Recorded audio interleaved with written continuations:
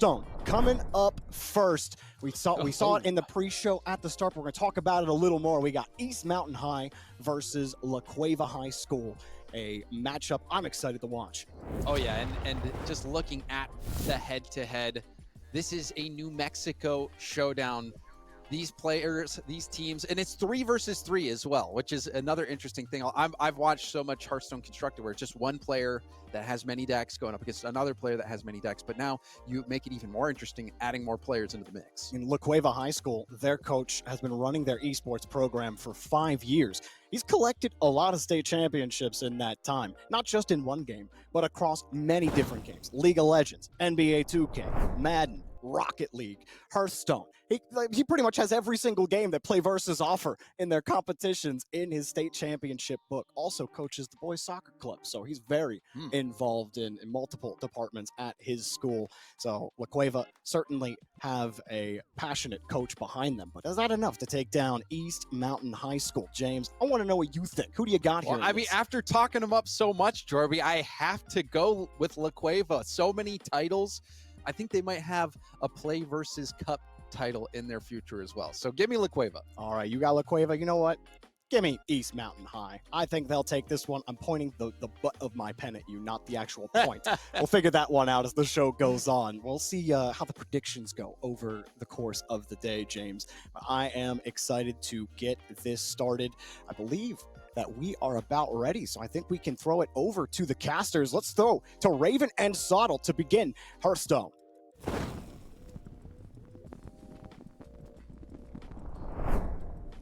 Hey, thanks a lot, guys. Welcome, everyone.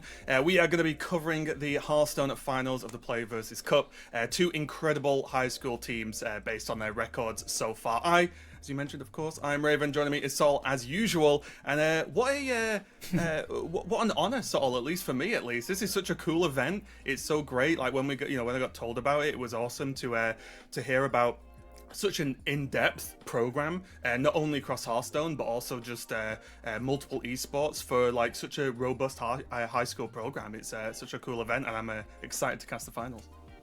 Yeah, I'm really happy to see Hearthstone being involved first and foremost, but also just the existence of programs like this. It's great. It's a real honor for me to be a part of it. I think it's a really important and noble thing for people to do to get kids involved in esports ecosystems early on, like going through high school, going through collegiate stuff, and then obviously the availability of scholarships as the prize pool for this is a very, very big deal for some of these kids, I'm sure. So really looking forward to it. Yeah, sorry, I just had a little trouble hearing for a second there. But yeah, just to go over it just for a second as well, in case you guys are just joining, if you've just tuned in and just about to kick off with the Hearthstone stuff, the format is going to be Conquest, but as the guys just mentioned then, there are 3 players on the team. There's the coach, there's some backup players as well if needed, but there are 3 players on the team. Each player is going to be piloting one of the decks, and then the other players can of course help them with strategy and some tips and stuff as the game gets played, but it will actually be 1 player per deck in terms of actually piloting, and there are no bans, there's no 4th deck. It is just going to be best of 5, first team to get those 3 wins in total, which means win with each of their unique decks. So even if they lose, they're not out with 1 deck, they have to go again if they want to take it. So a lot on the line for these players right now. Yeah, and if you're not particularly familiar with Hearthstone, if you're not familiar with card games in general, there's a lot of lingo to get to grips with. There's a lot of mechanics. We'll do our best to talk you through it. If you are familiar, of course, if you're looking at 2 familiar faces in myself and Raven casting competitive Hearthstone, things here will be pretty familiar with you if you're up to date with the current meta, because in terms of the deck lists overall, we got a couple of Highlander Warriors, we got a Highlander Priest, we got some hand buff Paladin, Insanity Warlock. Like, definitely you are looking at some players here who have their fingers on the pulse of competitive decks, because there are no real great surprises in terms of what you consider to be some of the strongest decks on ladder and in tournament play right now. And let's get into game number 1. We've got East Mountain on the top and La Cueva on the bottom, and it looks like, SOTTLE, they're both going to be on that the Highlander Warriors, and that means they're going to be playing both warrior decks, and they have they basically have unique cards in their deck. There's no multiple cards, there's no 2-ofs in this deck at all. It is all singular cards, so a little bit less of a sort of a what's the best way to phrase it?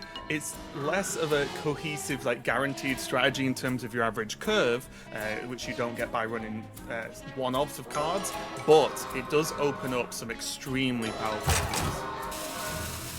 Yeah, so in general in Hearthstone you can have, it's a 30 card deck, it's up to 2 copies of any individual card, apart from legendaries which are unique and have to be one-offs, but Highlander is a mechanic that allows you to run extremely powerful payoff cards that have text on them that say if your deck started with no duplicate cards in it, then do this incredibly powerful thing. But in order to enable that, you reduce the consistency of your overall deck by only being able to play individual copies of cards.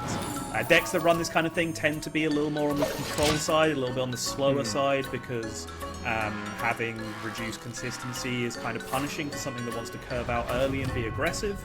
So what you are seeing here is 2 of the strongest control decks in the game, or one of the strongest control deck in the game, being played 2 times on opposing sides.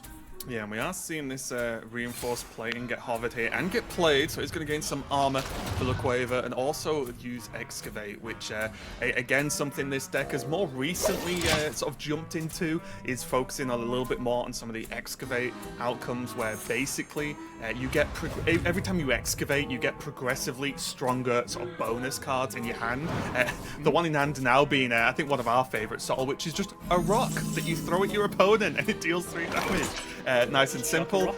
Yeah, and that is literally the animation. You just throw a rock at someone. It's great. But the more you excavate, the more powerful those cards become, until basically you get to the legendary form for each class. And it's pretty good for the warrior. Basically, it's just summoning more powerful minions in the late game. But you can see now, the Cueva using that slam on their own minion, which might look like a mistake at first, but it's because if slam doesn't actually kill the minion it's cast on, you get to draw a card. So the Cueva really prioritizing card draw over killing off their opponent's 2/2 that's on board right now.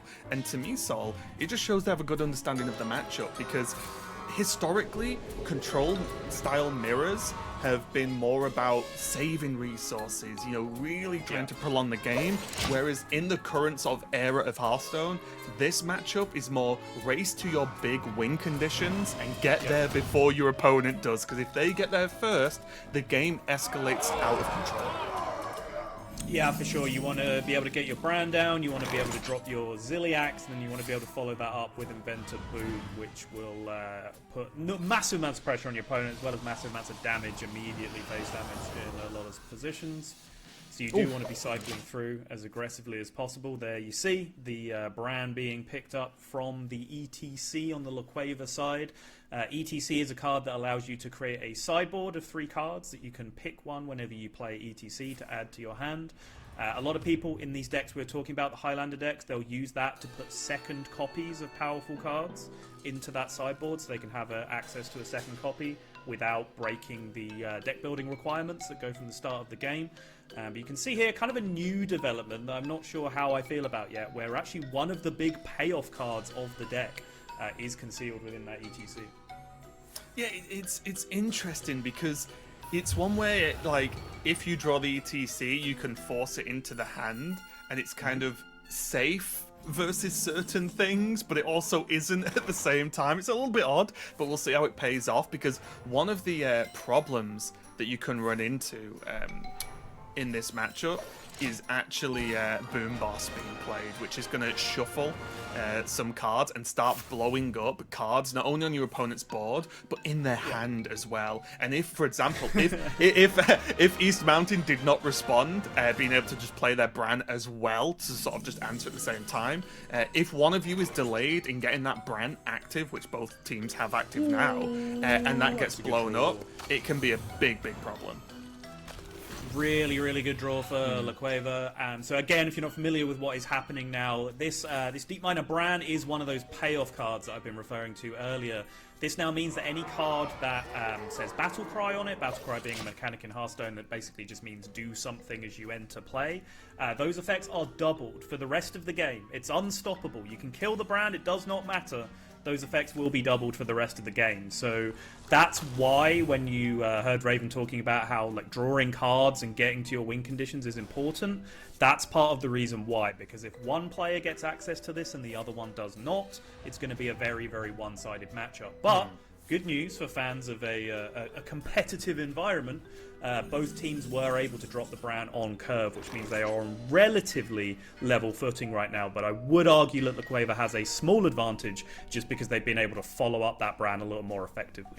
Yeah, and also just even though, again, this matchup can be a bit of a slower matchup and a more drawn-out one and a lot of sort of decision-making, especially on the back end, just the fact that Cueva just has minions on board, right, to start punching away at this armor means that they can pressure East Mountain's health total, because sometimes in this matchup, both players are kind of just not doing much in the damage sort of zone scenario in the early game, and that all comes later, and that allows the players to stack a lot of armor, as you can see, so it's like additive to the health total, whereas just having these minions for Cueva on the bottom just chipping away, even though it's not tons of damage, it's enough to keep that armor total down, and then that naturally applies pressure throughout the rest of the game when you just have way more health than your opponent. But Badlands getting dropped down now, which means that East Mountain is going to be able to clear this board with that guaranteed brawl win.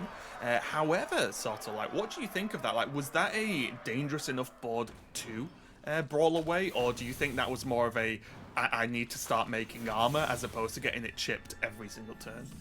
Yeah, it's tough. There's a few guaranteed boards that are going to come down in this matchup, right? Where there's so because the excavate is happening so quickly, you're going to get the reward for that, which is the Azerite Ox, which is going to come down, and its battle cry is summon 2 8-cost minions. That battle cry is of course doubled as everything else is. So with one card, you'll be able to summon 4 8-cost minions to boards. That's 32 mana's worth of creatures that you can put in play with one single card. That's something that you need an answer for. Likewise, Inventor Boom, when that comes down, that will summon a whole bunch of Ziliaxes if you've got a Ziliax play before. Very, very similar thing. That's something that needs a board clear. But East Mountain does still have access to that Reno Jackson, which is an unconditional board clear of anything that comes down on your opponent's side. But it is a little interesting to me that it was chosen to be the Brawl clear that was used and not the Reno, because the Reno could have actually quite heavily limited the follow-up as well, which could have been a very, very big deal. Yeah, and speaking of big deals, there is again, because of all these battle cry effects happen twice because they've played Bran, Cueva now has double 10-cost weapons, which will hit very hard and be a ton of value over the course of the game, and they've also used Fizzle now, so what that does is shuffle a card into your deck that when you draw it and play it, you basically get a copy of all the cards that were in your hand when you played the Fizzle. So it's just an almost infinite amount of resources right now. Alright, here we go. This is what I was talking about just a second ago. So you get to Discover, which is a mechanic in Hearthstone that just means pick one of 3 options. And East Mountain are going to get to do this 4 times. It's so strong, isn't it? Oof, there's Rag, an absolute classic. Didn't go for it, though. I'm a little bit disappointed. Yeah, a little surprising not to see a Rag there. I think with the one color gun coming out, probably good enough just to be able to justify the Rag going face, which I think getting the Rag to deal some damage face here is a very, very big deal because it will carve away some of that armor, which means that potentially Sanitize wouldn't be such a automatic clear to this board state. Like without the Rag, your opponent's going to have massive amounts of armor here pretty much no matter what. Yeah, look at this value again, though, because now this the collar gun steals the card it goes to attack, which means that there's another Fizzle that's happening twice. The value between these two teams is pretty filthy right now. And how much of an impact at this point do you think the first team to draw Reno is going to have? Like, is Reno themselves gonna propel the game forward, or is this all about the bombs at this point? Well, as I said, Reno was in hand and has been in hand for East Mountain and was available in the previous I couldn't even see it. They had so many cards in hand on the top. Yeah. So that was it. Chose to go with the Badlands Brawler as the clear instead of the Reno on the previous turn. which was a little bit surprising to me, which, you know, the clears are available, but of course the added value and the added tempo sometimes that you get from those Reno hero powers after you've transformed can be a big deal. Oh, so the we'll pickup's wait and nice, see. though. Yeah, Talon's good. Talon I'll can get get him work. access to presumably a boom boss here with I think every other more expensive minion already in the hand. The brand's already Speaking been of played. The varieties of Inventor boom. and the Yogg-Saron is already in hand. Yeah. Now, is this the moment where it's equip a weapon just so you've equipped it? Because there's 2 weapons in hand. There's another Ignis in hand, which is going to make 2 more weapons. I think these should start being swung now, and I think looks like team from Cueva agree. Yep. Yeah, I think on the previous turn, the Sanitized play was pretty straightforward. There was a colossal board on the other side that needed clearing up. Actually ends up being the Ziliax drawn on the other side for East Mountain. I believe that was a 50-50 with the Boom Boss. But regardless, yep, sure, you could have done some plays to clear up some of that board state. But yeah, with this massive weapon value in hand, I think you just got to start swinging as much as possible. And now there already needs to be some kind of plan here. It's got to be the Ziliax, right? I think so. This is Yeah. this is a 2-turn setup now for East Mountain. There's another hand, second from the left inverted in their hand, which is the Inventor Boom, which re-summons any mechs that have died over the course of the game. Ziliax is played as kind of that unique mech to be able to do that. So if this gets cleared, that means that East Mountain can then just follow up with the Inventor Boom to re-summon another massive board. Yeah, Collapse plus Bladestorm going to be pretty nice at getting the majority of this work done.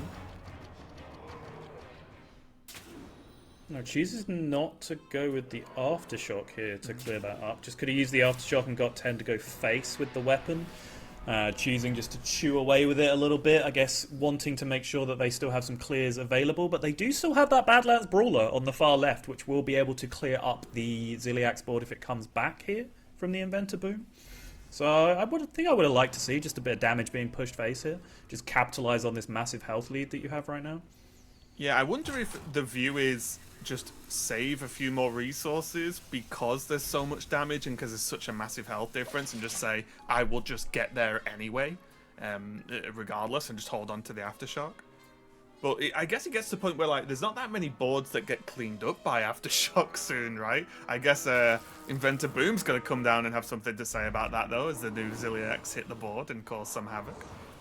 Yeah, but it does just kind of go to the point you were talking about, right? Where, like, Aftershocks isn't really a relevant card against this board state, right? You're just going to Badlands Brawler it away anyway. So I kind of struggle to see what kind of relevant situation Aftershocks would have. I think guess pushing 10 to face seems like the best use of it to me. Yeah, that's true, that's true.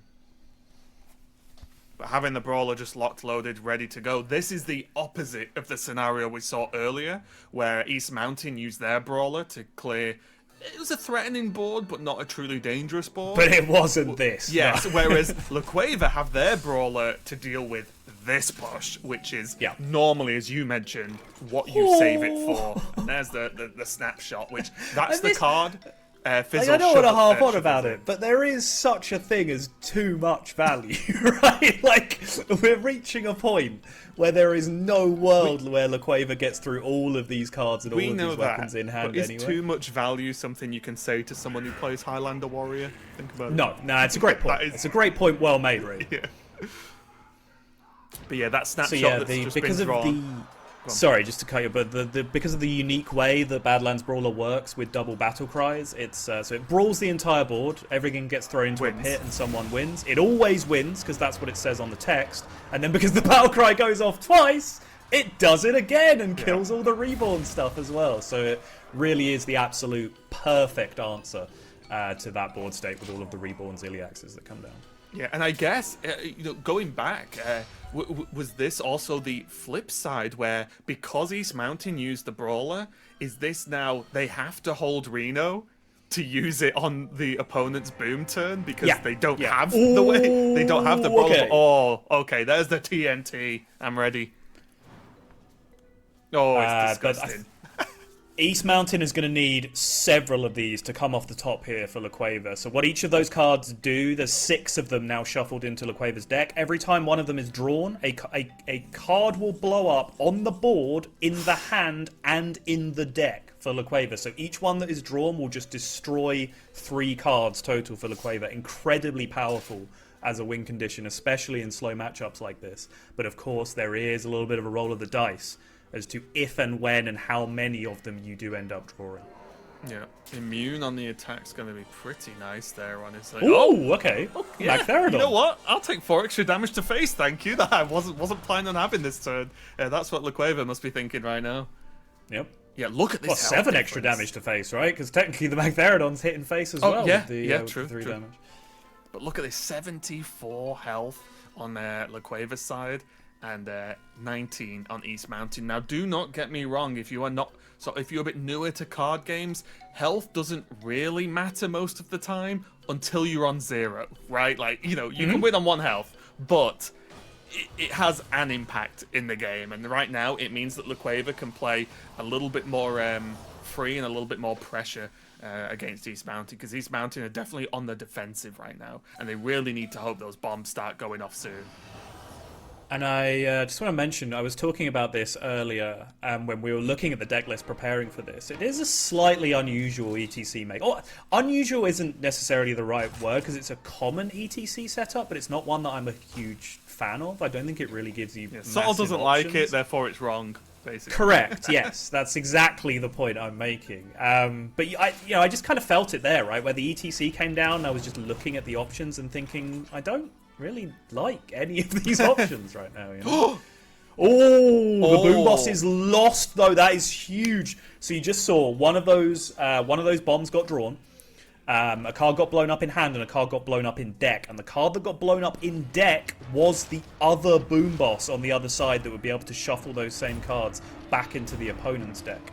Okay. So there will be no TNT explosion coming out here from La Cueva. Just not a thing that will be happening this game. Yeah, there won't, but this is probably the next best thing. The Ziliax draw, right, was probably the literal next best card if you weren't going to draw the boom boss for La Cueva here. So they do get the Ziliax. They are going to be Reno'd away, though. Yep. And that Reno clears up everything, including the dormant minion. The Magtheridon being taken out as well. Wow. Decided to trade bomb. the Viper away when there's just a 4 durability, what will probably be 2 durability weapon. That's another bomb! On the snapshot's gone! Oh no. Okay, the Reno survives though. Yeah. Is it just swing, equip weapon? I think. Okay, if that one has, I'm glad that there's some mousing over going on right now, because I think, yeah, if this one has Wind Fury, you just get this one down and start dealing 10 a turn. Because right now, La Cueva is very much designated as the aggro in the remainder of this matchup, because their resources are currently melting away to those explosions. They do not have the tools to be able to win this game if it goes massively long, so they need to put on pressure and get the damage over the line. Okay, safety goggles coming off the snapshot. So East Mountain do have some extra resources to play around with. The blast charge is going to be able to clear off this big boy on the board. Get an excavate as well, but it is going to be the 1 drop. There are the Ignis, but the it's still very slow, isn't it, when you're getting smacked for 10 every turn? Yep. It is slow, but you have to set up something to help you survive long term, right? Like you're kind of looking for the opposite, the yin. You want the yin weapon to La Cueva's yang weapon here. You want like double armor gain, like Wind Fury armor gain or Lifesteal armor gain, just to be able to survive all of this long term. But I think this is getting very, very close now. Yeah, double summon back, so you can see the Ziliaxes did not come back from that Inventor Boom because they were just removed by the Reno, which doesn't kill minions, it just straight up wipes them. But there was still that 1 Burrow Buster, which came back twice because of the double Battle Cry effect, and just about got there over the line. You can see that 2-turn setup. That's why getting that Wind Fury weapon down on the previous turn was so crucial. Really, really good recognition overall. And I do think, just in general, you may have picked up of a couple of complaints during that game of both sides playing a little too value focused. Which is natural. It's a control versus control matchup, right? Those instincts can take over. But I do think the matchup is quite tempo-based in general. I think like a couple of decisions like East Mountain, for example, taking double Corganon just to get more cards into the hand to then get a better snapshot instead of taking something more aggressive like a Rag, for example. Yeah. Those kind of decisions, I think LaQueva just made them a little bit better. And even though they kind of got the worst end of the rub with the boom boss going off and destroying their boom boss and completely ripping away all their value, the fact they were so far ahead on tempo and aggression through the early game, that's kind of the most important thing in Hearthstone, full stop, really, and just always will be. It's a very initiative-based card game, and I think that's what LaQueva did a little bit better in that game one for me. Yeah, it's really tricky, isn't it? Where because we're just talking about that matchup specifically. There's multiple routes to win, and those routes like change, right, based on what's going on. As we saw, one win condition was taken away from LaQueva by the bombs from their opponent.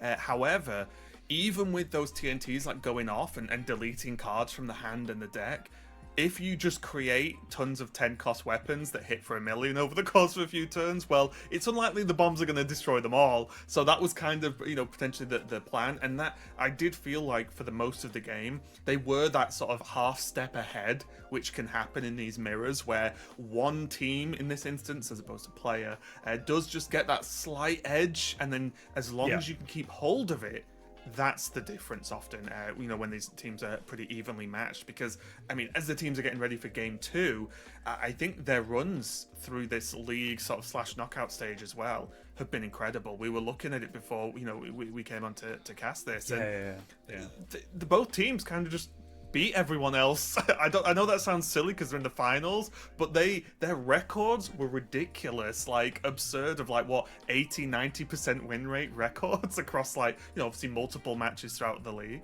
for their PlayVS system. So it was really impressive. So I expect to see this matchup being very, very close between the two teams.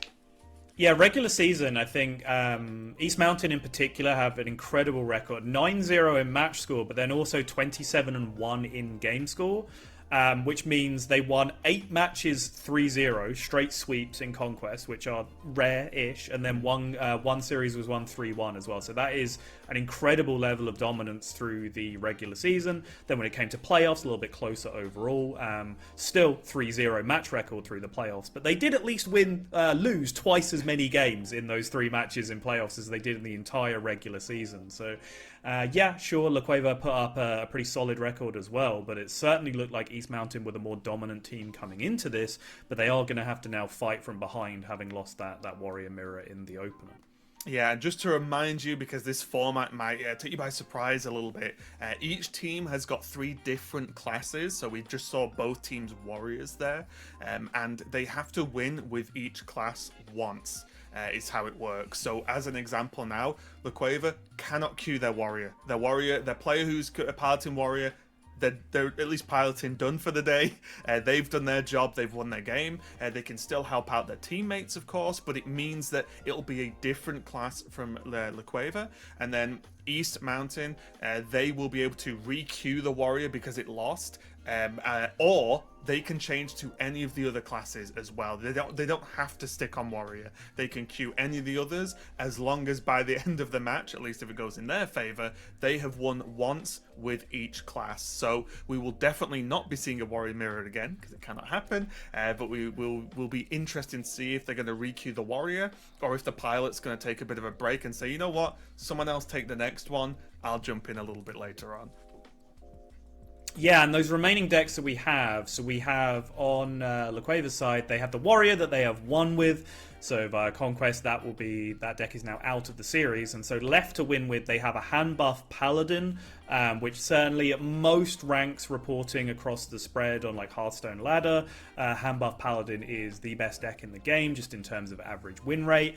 I think when you get to the absolute top level of competitive play, that drops off a little bit, but certainly an incredibly powerful deck. And I think there is room. Sometimes you get these decks, and sometimes these decks tend to be Paladin decks, which massively overperform at lower ranks. but there's no, we call it skill expression at the top end. So when it comes to high level play, their win rate falls off a cliff because better players are better at beating those decks, and there's not enough expression, not a high enough ceiling with the deck to be able to gain that edge back on the other side. Handbuff Paladin, I don't think is one of those decks. I think you can actually increase your win rate as a good player with the deck as much as a good player can then outplay it on the other side. So I am kind of looking forward to seeing those Handbuff Paladins come into play. And then the remaining deck is Insanity Warlock, which is a little bit more combo focused than some of the decks that we've been seeing so far. Certainly in some of these control matchups that it looked like he's going to go facing against. Yeah, it is two exciting decks for me from La Cueva because on one hand I agree with this version of Paladin right now in the meta is both like what I would call like a workhorse deck that you just queue because you're going to get some wins. You're just going to stomp some people because that's how powerful the deck is. But also, yes, you can outplay your opponent. But then on the other side, the Warlock deck is just... If this is your first time or first few times watching Hearthstone, this Warlock deck will make no sense to you. And I kind of enjoy that about the game. Did you say there were La Cueva's lists? Or were you I was talking about East Mountains. I may have said La Cueva, but I meant East I was going to Mountains. say, if I did, so, that's my bad. We have a problem. On this side, though, it looks like La Cueva have jumped over to the Highlander Priest, I believe. And this is, honestly, I'll be straight, so not a deck I run into too often.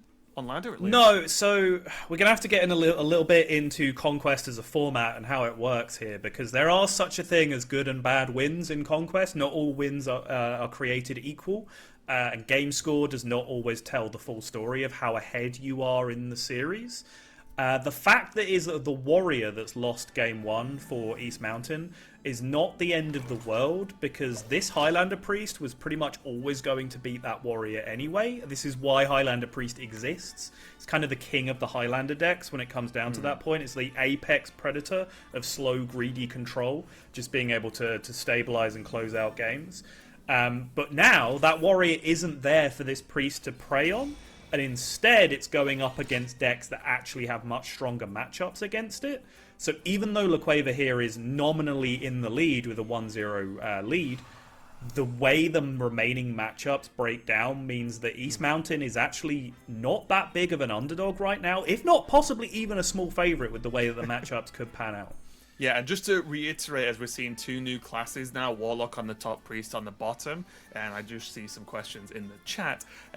So what happens in the game is you have cards that you can only play for certain classes. So Priest has Priest cards, which you can see some of them in hand now, but also there are a set of neutral cards, like the one on the far left of Priest now, Ignis, that we saw in the Warrior matchup. Those are neutral cards which any class can use. So you will see a few cards here and there pop up across certain decks, like Ignis, like Reno in this bottom deck as well, but the classes do have sort of their own core archetypes and styles based on their own class cards. So the Warlock from East Mountain on the top will look at playing a bit of a faster gameplay with some self damage to help bring out some of their more powerful minions, whereas the Priest on the bottom will be much more defensive and basically try and outlast this Warlock, at least to an extent. Yo, coin tap. I like it. Take me back. Yeah, no, honestly, don't mind it. It's a very unusual play to see at this point, but it does speak to at least some understanding of the matchup from East Mountain, because talking about neutral cards, a neutral legendary that we did see have a big impact in the previous game is Photographer Fizzle, which can take a snapshot of your hand, which allows you to then open that snapshot later and regenerate the entire hand that you took a picture of. That's kind of crucial for East Mountain's strategy in this matchup, because basically East Mountain's deck plays a bunch of cards that gain incremental damage for each one that you cast, right? So this is incredibly oversimplified, but let's say the first one that you cast deals 1 damage to your opponent, then the next one deals 2, then the next one deals 3, and so on and so forth. So what you want to do against Priest is get a critical mass hand of several of those cards, take a snapshot of it, and then later on you open that snapshot and suddenly you have, 4, 5, 6, and 7 damage all being played in the same turn to essentially OTK, one turn kill your opponent, which if you try and go like bit by bit and piecemeal deal damage to the priest, they'll remove your board, they'll heal up, because that's what control priest generally does. So instead being able to draw through your deck and just save up for an individual massive burst combo, that's what you're looking to do with this Insanity Warlock in this matchup in particular. Yeah, looks like making a pretty decent push here. Again, more self-damage to the Warlock, but that card actually summons the amount of imps, as we saw earlier, so it's gone up to 3 now. So a big push going on by East Mountain, trying to put that pressure on Cueva. Is there a response here, though? There is Holy Nova to help out with some of this, but 3 is a bit of an annoying number. Yeah, and sometimes none of that stuff that I'm talking about actually matters. Sometimes your opponent just makes a massive board and you just miss one of the like 3 removal cards that you had available to deal with the problem, and you just kinda die. And this, if this game goes how it looks like it's going right now, this will be exactly what East Mountain will have needed, right? After that matchup, a bit of a tricky mirror match. This one to just be like, I'm going to play all these demons, I'm going to kill our opponent, and we're going to move on. So that's how it's going to go. We'll see, though. Big heal coming out from the worm.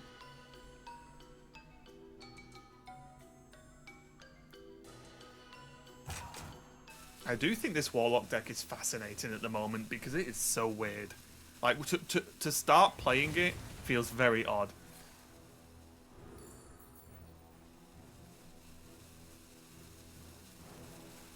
What about it feels so strange to you in particular?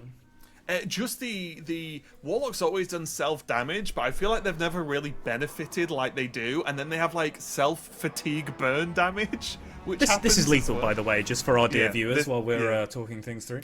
So for example, this Warlock just fatigued themselves for some damage, even though it ended up healing them.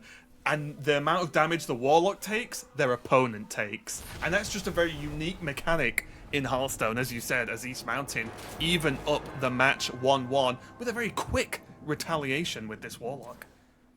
Yeah, and this is kind of what I was getting at when I said there's still a long way to go in this series. You see East Mountain squaring that one up very, very quickly. It could have been problematic, right? Because, so this is Conquest. The Warrior lost on East Mountain's side, which means they could have just chosen to queue up the Warrior again. And then, as I was talking about, that Highlander Priest has a very, very good matchup into that with, depending on build, but normally the Highlander Priest has enough tools to just outvalue basically any other Highlander deck in the game. But it is very vulnerable to some other strategies that you have. So if you do just find the right matchup, you can square things up very, very easily, as they have just managed to do, take it back to 1-1. But now we reset back to the point where I do think, in general, Highlander Warrior is going to be a big deal, which kind of goes contrary to the point I was making earlier, where perhaps the Warrior Mirror kicking off the series might have actually been the most crucial game of the entire series throughout the whole thing, because one of them was going to have to win that mirror, and I think otherwise Warrior's quite poorly positioned, because I think the hand buff Paladin that the players have is a good matchup against Warrior. I think Insanity Warlock is a good matchup against Warrior. I think Highlander Priest is a good matchup against Warrior. So you struggle to see Warriors finding wins in this series, apart from in the mirror match, which I think now is Cueva's biggest advantage, because no matter how the matchups pan out, that Warrior has already now picked up a win for them, and that's a big, big deal. Yeah, and it's a strange thing, and something, again, if you're sort of a long-time watcher of competitive Hearthstone, you will know this, but if you're not, it's something we talk about a lot, where any given match in Conquest is less about the current score and more about which decks have won, right? Like, which classes have won, because as you mentioned, Warrior has won for one team, it has not for the other. That's probably going to be a problem, and that is what you want to keep an eye on. And yes, of course, don't get me wrong, sitting into game 2, locking in Warlock, as we saw East Mountain do, and getting I don't want to say easy, but a fairly straightforward victory, right? Very quickly. It's pretty easy. Yeah, but you know what I mean. It's not like their opponent's fault it's easy, was my point. Yeah. But a pretty straightforward victory. That's fantastic, right? You've got a point on the board, great. But they've got to be thinking about what they're going to do about this Warrior matchup, because it's going to come at some point, because as I said, you can't avoid playing a deck in Conquest. You have to win with each one of the ones you have, which means that this warrior does have to get over the line. We'll be interested if we see this priest once more. We didn't get to see too much of it other than it whiff on the removal it needed, but I do of course want to see this paladin, because again, it's just such an explosive and like a weirdly positioned deck in the meta right now, where it's super strong, but it does something no other deck really does, which is just keep dumping absurd stats onto the board one after the other. And there are decks that only have a few very specific answers to that kind of push, and if you just don't draw it, kind of similar to what we just saw from the priest, if you just don't hit an answer, you're dead. Like your opponent can like 30 you out of nowhere. So that'll be very, very interesting to catch. See if that one happens. I do believe the players, or the team, sorry, are just working out exactly what they want to play, and I do wonder, obviously these teams are experienced, they've performed extremely well in this league, but I do wonder when the pressure's on to a finals of an event you've put a lot of time in for, if you start overthinking things like class picks, right? Because you could easily slip into that. And I think also when it comes to team formats as well, right? Like, you know, if I was playing a tournament on my own, I might be in a situation like this, and you know, I know in my head, I'll just random 1-2, pick a deck, whatever, I'll get on with it. But when you're playing for these massive scholarship prize pools, when you've been playing an entire season where you're 27-1 or whatever else, right? Do you want to be the person that's like, no, it's obvious what we do, we lock this in, right? Or do you actually want to sit there and collaborate, make sure everyone has their voice, make sure everyone's being heard? You know, it's. I know what you would do. It goes both. I know what I would do. Yeah, SOTTLE would tell the rest of the team, be quiet. This is what we're doing. Yeah. But, you know, it goes both ways, right? Like, sometimes you want to make sure that everyone's voice is heard, but also when it comes to team-based situations, a lot of the time, sometimes you do need that person to just step up and go, no. Yes. I know what I'm doing, okay? Like, just trust me. Let me I've do got it. this. Yeah, let me win. Let me cook. I know what I'm doing. Well, here we go as we get into what's going to be game number 3, and we are going to see Paladin on the top for East Mountain, and Cueva once more on that Highlander Priest. And as I mentioned about this Paladin, it looks like it's playing small minions for now, but the idea of this deck is a lot of their cards actually give buffs to the minions in hand. And what that means is, for example, there'll be cards that says, oh, when you play this, all the minions in your hand get +1/+1, or +2/+2, and these keep stacking. So what looks like small minions now, later on, like East Mountain could play a card that costs 1 mana, but it's like a 12/12 in stats, which is ridiculous. There's one of them, Muscleatron. That is going to get forged. Yeah, greedy little play. But they're going to spend 2 mana to basically make it stronger, and that means when that card comes down, all the other minions in the hand of the Paladin team here are going to get +2/+2. So +2 attack and +2 health, but the cost stays the same. And that hurts for Cueva. They throw out Holy Nova, which is a powerful AoE effect on a very small board, which might look wasteful, but it's actually good recognition of what's going on here, because you see that Forge animation on the previous turn go off the East Mountain, so Cueva know the deck, they know what that means, and they know that this is about to come down and buff the entire hand. So they can't just let that gold panna that was on the board continue to draw cards, because it draws a new card at the end of every single turn. So if they know East Mountain's about to start hand buffing, they know they have to limit those resources at least a little bit.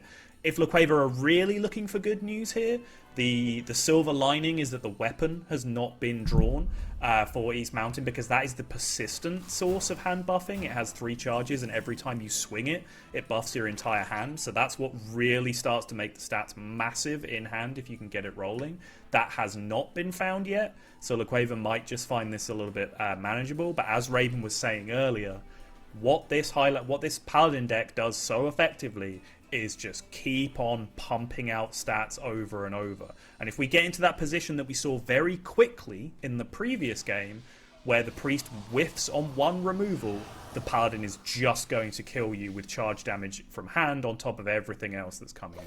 Yeah, ETC coming down now, and it looks like Team Cueva going for the Snaky Boy, which is going to be able to destroy a weapon if their opponent plays it, which goes on, as SOTTLE just said, if they do have the weapon, it's a problem for Cueva. So being able to have that ready and waiting. But as you can see, this 2-cost card now is a 4/4. and it's going to give other cards buffs. And then this card is a 5/5 that's going to give another card +5. So we can already see there's just a 10-12 sat on the board. It's only turn 5, and there's a ton of pressure coming down here from East Mountain, piling on the damage against the Cueva. Yeah, Funhouse Mirror, actually pretty nice here though. Gets to trade away the 10-12, summons a copy of an enemy minion, and then attacks the original immediately. So he's able to retain a large taunt, at least with limited health for himself on the other side. But East Mountain have absolutely no problem clearing this up on the other side either. Yeah, and doing also their due diligence. And I think, by the way, that was one of those moments that I was talking about earlier, where whoever the actual pilot is was like, "Well, yeah, this turn's really obvious. Let me just jam this cat and take the trade of the Divine Shield, push 9, play a 2-drop." And then everyone went, "Whoa, whoa, whoa, whoa! There's a lot on the line here. Let's just talk this out and make sure we're not missing lethal or anything stupid like that." But no, you're not. It's absolutely fine. And one important card to keep an eye on is the one that costs 5, kind of in the middle of the hand there, Leroy Jenkins at the top of East Mountain's hand. Now it's the second from left. This card has charge, which means the turn you play it, it can attack face. And it already is on like, what, 8, 9? Is it on 9? Attack? It is on 9 currently, I believe. Yeah, Yes. so it should be on 9. So that's 9 damage just from hand. Like, and there's nothing... Like, La Cueva can't stop it unless they maybe have a taunt, for example. So, La Cueva currently sitting on 11 health. This attack from the weapon, is this just going to be it, SOTTLE, actually? Because the attack from the weapon's 2. It's going to buff the Leroy to +1 to 10.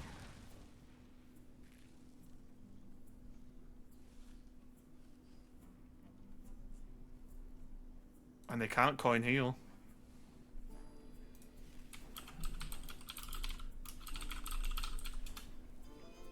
It's a good 2-turn setup from East Mountain, who recognised, I think, going with the extra damage and the extra buffs did mean the setup. They are going to get the healing from the hidden gem, at least, remaining in stealth, taking them up to 13, which I believe means they're going to be... Oh, they drew the grind street off the top! Which is going to be the extra damage. Oh, they had it anyway. Okay, we miscounted by 1. We must have missed a buff at some point along the line. They were 1 over in the end. Yeah, so either just way. about had that 2-turn setup down nicely. And that's exactly that thing I was talking about, right? Where start of the turn, instinctively, looked really obvious just to play the cat, take the value trade with the Divine Shield. Apologies if none of you have any idea what I'm talking about. Just trust me. It was a really, really good and effective looking play. But instead, someone got in someone's ear and went, hang on, let's think about this a little bit. If we use the weapon instead... and we can push that extra damage, we can get the buffs on Leroy. And then someone would have said, well, okay, but they just played their ETC, which means they have Viper in hand. So why on earth would we play the weapon? Aren't we just wasting our turn if we do that? And then someone else comes in and goes, well, if they play the weapon, if they play the Viper, they're not clearing this board. And then we just kill them with the Leroy anyway. And after you've just had a massive argument and you've thrown your chairs around and everyone's fallen out and not talking to each other anymore... then someone can actually decide, no, this is actually the right play. If we get this weapon down, it's kind of just checkmate, because they can't clear board and heal and destroy the weapon and do everything that they need to do. It's just too much pressure attacking from too many different angles at the same time. It's one of the stages of, like, getting good at Hearthstone, where if you start playing Hearthstone, you'll start saying, oh, my opponent's got a minion there, I want to kill it, right? Because if it's dead... it's gone, and I'm winning, right? Which is a valid plan, right? That is a lot of the game. However, there's a stage where you sort of level up your knowledge and understanding of the game, where you go, well, hang on a minute. I'm going to start glancing at my opponent's health and think, well, I don't need to kill this minion if they're dead, right? If they lose the game. So how can I set up actually winning the game, as opposed to just sort of making it more like a tower defense, right? Where it's like, my opponent played a minion, I need to kill it. My opponent played 2 minions, I need to kill those. Like, a lot of the time, you need to go that step further and say, well, I can afford to not kill these minions by actually attacking my opponent, and then even if they do something, unless they defend or heal or do something, like, I can just kill them next turn anyway. So it doesn't matter if they've got an extra minion on board, if I've set up a way to win the game. And I think that shows just like that one step. It's one of the many steps of getting good at Hearthstone. I've still got many to go, but it's one of those early ones where you start to recognize that it's not all about what's on board, it's about your position in the game as well. Yeah, I think a wise man once put it best, where they said, cat invasion. They said, "Hey, there's a cat on my desk." No, they Oh yeah, famous quote. Yeah, when you start playing Hearthstone, you start thinking about why you should trade, and then as you start to get better at Hearthstone, you're like, you default to the idea of going face, and then try and talk yourself out of doing that, right? And that's the idea. Is you should always want to be the aggressor and attack and go face and deal damage to your opponent, and you have to give yourself a really, really good reason to not do that. And those reasons do exist. Those decisions happen every single turn of whether you attack the opponent's face or whether you trade a minion. But you do really have to talk yourself out of being aggressive and dealing the damage wherever possible. But we are now in this spot, Raven. This is kind of what I've been setting up the entire series, where yes, East Mountain are 2-1 up nominally, but I do not necessarily think they are ahead in this series, because this warrior that's remaining, yeah, it's a pretty good deck against an overall spread of matchups that you might face in Hearthstone on ladder. But in this tournament final, with these scholarships on the line, East Mountain versus La Cueva head-to-head, the Warriors kind of suck, and possibly by design, right? Because the way Conquest as a format works in Hearthstone, because you have to win with every deck individually, that is the win condition of the format, you can design lineups that give you massive advantages against particular decks that you think your opponents might play, and I certainly think La Cueva have gone with a little bit of that. With their lineup construction. Not a full targeting strategy, because they did have the warrior of their own, but certainly with some of the choices here, I think they were expecting warrior from the opponents and have made some choices to try and give themselves good matchups against those warriors. Yeah, 100%. Well, let's get going there. Not a bad start at all for East Mountain, just playing the greedy partner, which is going to give them another coin, or give them a coin, sorry, in hand, as they can start just building up those resources. Now, earlier on, Sol, you sort of touched on this, but we didn't really do too much of a deep dive on Priest is kind of the apex Highlander long-term control deck that beats all other control decks. Why exactly is that? Because we've seen Warrior have the bombs, the big weapons, the Reno, the double battle cries. Like, that sounds a lot of value to me. But what does Priest do that actually beats that? So, basically, they have all of their own win conditions that can do powerful things, right? They have Elise, Badlands Savior, which can summon huge boards out of nowhere, very similar to what the Warrior was trying to do with the multiple recursive Ziliaxes that we saw beforehand. They have all of their own stuff going on like that, right? However, they also have a bunch of cards that say copy, steal, remove, whatever else, a card from your opponent's deck. So all of those cool, greedy win conditions that you're running in your deck, Priest can just take those from you and just do them themselves anyway. So they have that on top of everything else that they're doing. You see that in hand right now. Madame Lazul, for example, card on the far left for La Cueva. Battlecry, discover a copy of a card in your opponent's hand. So not only have we just gained a bunch of information about what the warrior is playing, but you also get to pick one of these cards to have for yourself. This is a copy effect, meaning that the opponent still keeps it. You just get a copy of it. But there are effects in the deck which literally steal the card from your opponent, so they don't have it anymore and you do. And when those incrementally add up over the course of a game in a kind of slow and grindy control matchup, that can be a tough mountain for East Mountain to climb. Pun fully intended. I have no shame about any of my puns. And especially when those cards that are stolen or copied are cards like Dirty Rat, which pull a card, or a minion should I say, from your opponent's hand onto the board. And that sounds like a negative, and sometimes it is, but its main use is if a card isn't actually played by the player, things like battle cries do not go off. So you can basically nullify an effect from your opponent's minion, which is very, very strong indeed. A SOTTLE. One Armenthal, please. Sorry, let me correct myself. 2 Armenthal, please. Can I get an Armenthal and a, you know what, double up, please. So Armenthal introduces another mechanic that we haven't seen yet with Titan, which is from a few expansions ago, fittingly the Titans expansion, that we saw come through a few expansions ago. Each expansion kind of has a particular new mechanic or keyword or theme attached to it.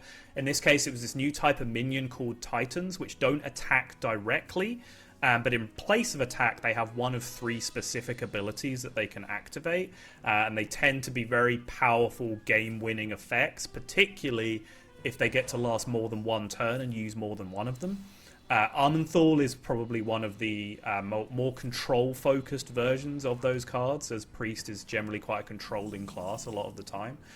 So what La Cueva have now been able to do is, using the card creation protocol, they got to pick a card and summon 2 copies of it to their hand. So they now have 3 total Armenthals minimum that they can play over the course of this game, which is an incredibly powerful effect to have in this matchup. Yeah, and just to highlight probably the main choice you get with Amenthal, you can just nope 2 minions from your opponent's board. Yes. And you just remove them from the game. Which again, crucially, does not kill them. Because some of Warrior's most powerful things is having minions die, and then they have Inventor Boom, which can resummon large mechs that have died over the course of the game. Exactly. Amenthal does not kill minions, it simply deletes them from the game. So they do not then go into that pool of minions that can be resummoned. Yeah, both players are just working up the resources, forging that Sanitize to make it a little bit more powerful when East Mountain do want to get round to using it to clear up a bit of a dangerous board. But it does look like there's just so much value already on the Cueva side, and East Mountain, they've not been able to really pile on any pressure. Not that this Warrior can often pile on pressure by turn 6, so it's not like they're doing anything particularly wrong, but you just really start to just look, right, where are the game winners in the East Mountain hand right now? It's got to be a pretty tempting dirty rat here, right? Like, you know they have not only the original rat that was in their hand, the copy that you had that you stole. If you rat their rat, that's a net positive for you for sure. But if they've just played their ETC, you know they've picked the Fizzle, right? Which is a massive game-winning effect if you can pull that out of their hand. Yeah, and honestly, years down the line, SOTTLE and myself have been, doing this job for a fair few years now, and some sentences that we say as a job still surprise me. If you rat their rat, it's a net positive. That it was a sentence that was said and meant truthfully. So there we go. That's where we are in life. Yep, not all rats are created equal. If you rat their rat, then you are the alpha rat in that situation. Do rats have alphas? Do they have that kind of pack mentality? Well, so here's the thing, slight tangent, but the original research where the whole idea of like alphas in wolf communities and so on comes from has actually been renounced from the person that came up with it in the first place. So even dogs and wolf packs as the thing that everyone thinks does have an alpha beta was it renounced makeup. Because rats are the ones that have the yeah, actually rats are the true alphas of the animal kingdom. That's exactly Lions, the point I was getting imagine to. Yeah. Lion King would be a very different film. Rat King. And we have come all the way back round to Hearthstone. Yeah. Now, this is not a board that we're going to see the Brawler come down on. Not quite as dangerous.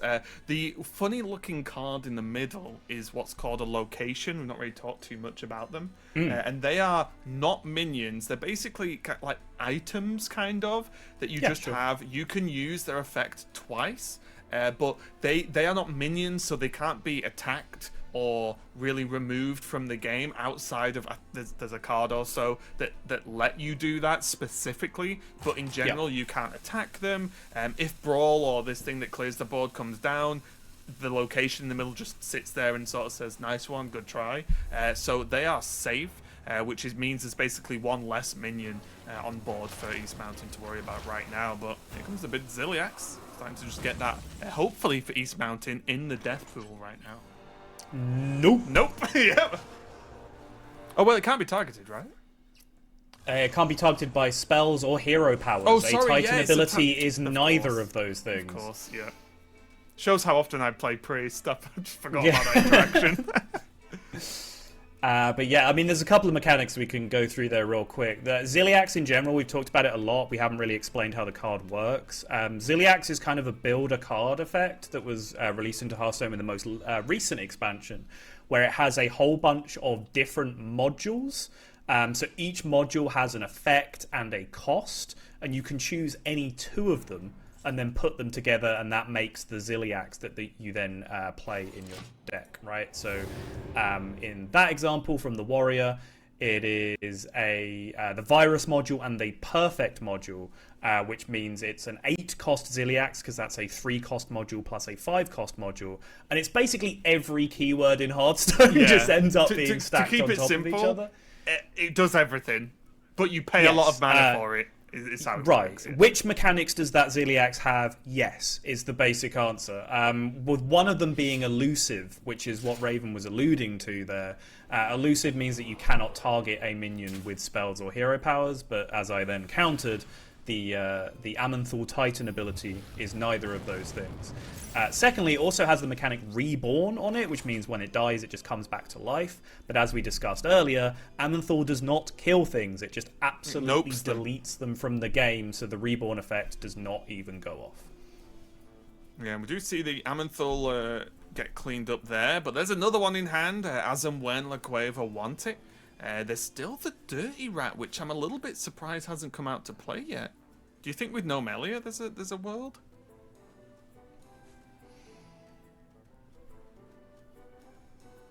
Yeah, I was advocating for the rat on the previous turn, and I kind of stand by it. It's obviously there's an argument to say, well, you don't necessarily want to rat something out and then not be able to kill it, which would have been a concern on some previous turns. Yeah. But I think with the knowledge that you had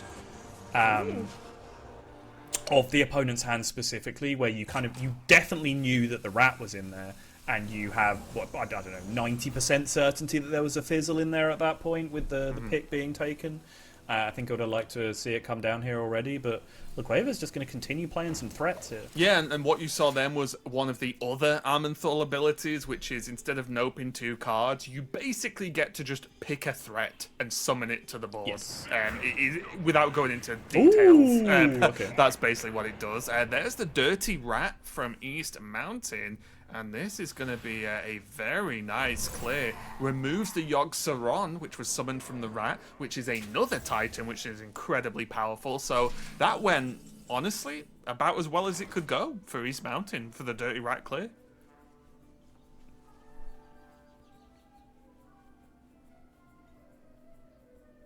Bot face chosen by La Cueva over an Alakir that was offered there as well, which I do find a little bit surprising. I don't particularly feel like I want lots of minis being shoved into my hand right now. But you have a boom as well.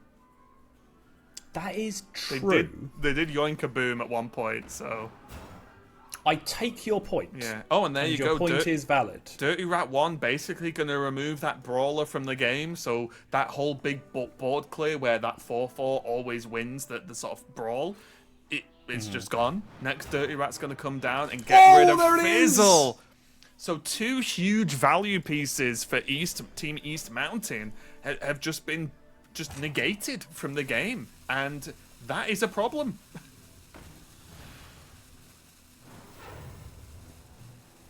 It's going to add a random holy spell to the hand. Oh, deal 3 damage. Perfect. That'll do. Yeah, really big Dirty Rat pulls. And East Mountain, definitely on the back foot right now. Hasn't got any TNT shuffled in. No Bran yet either, right? We've not seen Bran, or unless no Bran. I forgot. No, yeah. So no Bran, no TNT. And at this point in the game, this matchup, I think as the Warrior, you want that to have happened by now, right? You need to really accelerate the plan. Yeah, so you can start to break this down in context of what I was talking about earlier, right? Where, they both have these big greedy win conditions. Their deck is very stacked with them. But now you look at the state of the game, Warrior has had those win conditions stripped away from them one by one. The Ziliax has already been deleted without being put into the pool to be resummoned later by some of the big win condition cards. The Fizzle has already been ripped out onto the board, so there's going to be no copying of the hand this game. The Inventor Boom, well, that's in La Cueva's hand. It's not in East Mountain's hand right now. So you can start to see just this weight of pressure building up, where the priest is just a little more effective at doing what this matchup is about. Yeah. No Melia, going to be really nice at clearing up this board as well. Going to pretty much clear everything off. It's a full clear. Yeah. It just always is. Yeah, it's just a good card. It's a very hard card to process. I think a lot of people, until they have like significant experience actually using the card, they either forget about the cleave or they forget about the death rattle. Yeah, they never quite process that it does both. Yeah, it's one of those cards where why does this do both? Right? Yeah. Why is this allowed? So like in that board state, you can be like, well, I trade into the middle, but then the death rattle doesn't quite clear up the sides. Well, yes, I mean, the cleave on its own already clears up the side. Like, you're fine. You're big chilling. Wow, okay. Big dragon coming down here. Gonna be able to refresh some mana crystals to, and again Okay. to basically redraw. Okay. Well, no bash. Not gonna try and defend the dragon here. I'm sorry if you can hear the doggo in the background. She's seen something out the window. Having a full menagerie invasion here.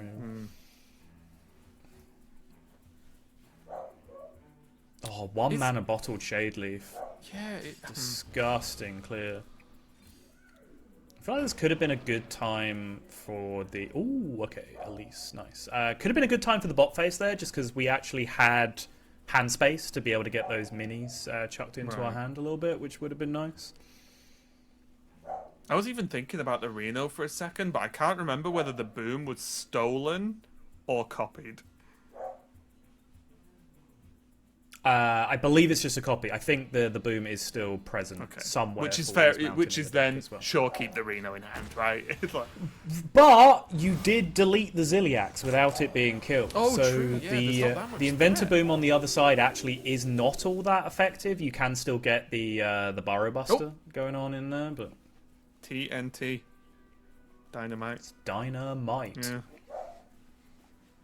I mean, it's a card that can do something. The only unfortunate thing is Bran has not been played yet. Bran. And if Bran was played, we could actually start talking about this game being a winner for East Mountain, right? Because if you just start chaining those TNTs, you could just delete your opponent's game plan completely. But without Bran, I respect the holding on.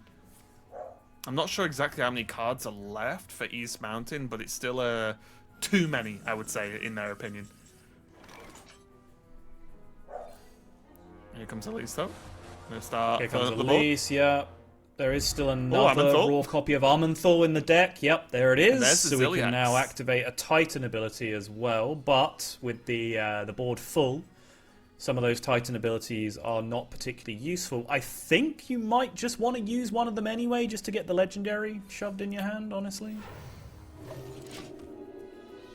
Could you be expecting Brawl or Reno or something coming out here, right? So it may have been worth just clicking the Armenthal just to get something. And Reno off the top rope there from Team East Mountain. Like, drawing it right off the top was about as good as it was going to get at this point in the game, let's be honest. Ooh. Time to either get the bot down or go for a big weapon this turn with Ignis, do you think? Well, so the thing is, the Benevolent Banker just got drawn, which it's such a miserable turn to just play it this turn because it'd be your only minion. But you steal. For those of you who don't know.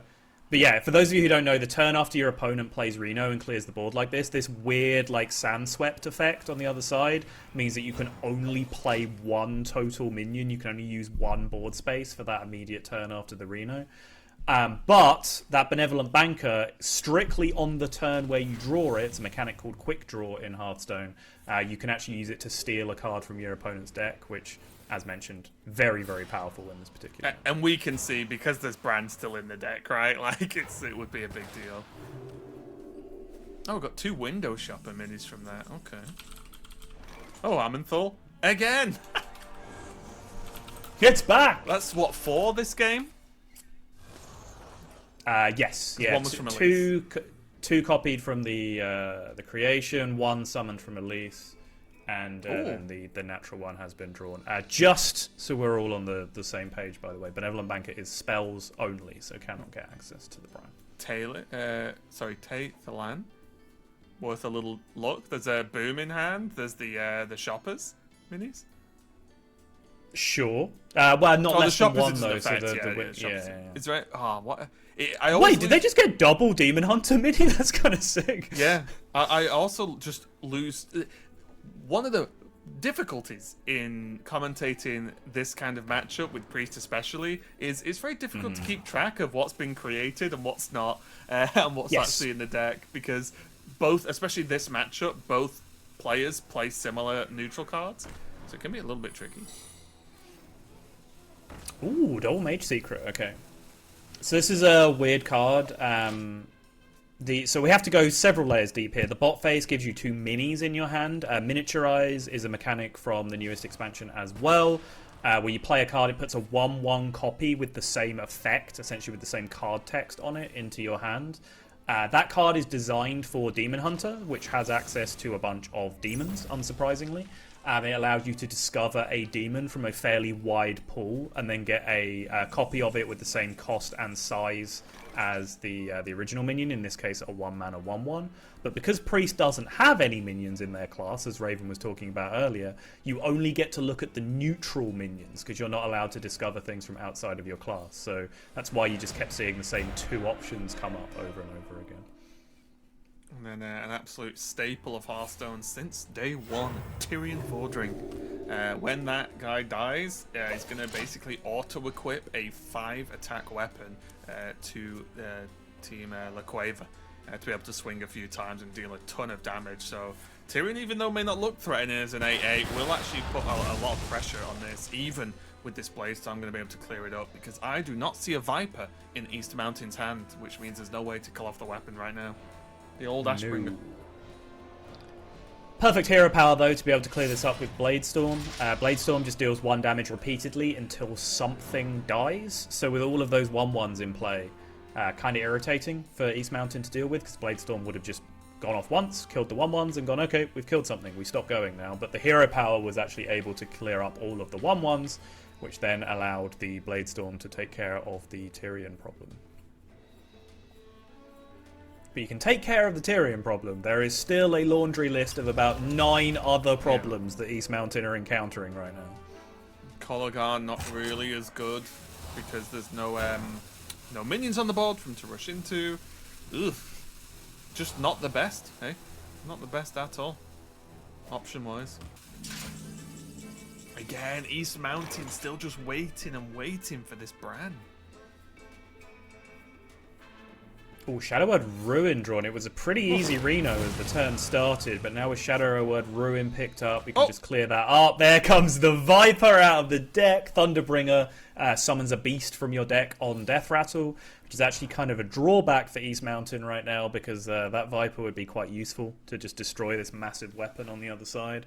Yeah, and this goes back to what I was saying earlier, where in this game, if cards get like summoned or pulled onto the board and not played, their battlecry effects don't go off, which means this Viper, if East Mountain played it, they would have destroyed the weapon. That's the Viper's ability. But because it got pulled from the deck, it doesn't do anything. It's just a 3/4 that sits there. So yeah, as SOTTLE said, really, really brutal overall. And they are gonna pick up the tradable. Maybe going fishing for that Bran.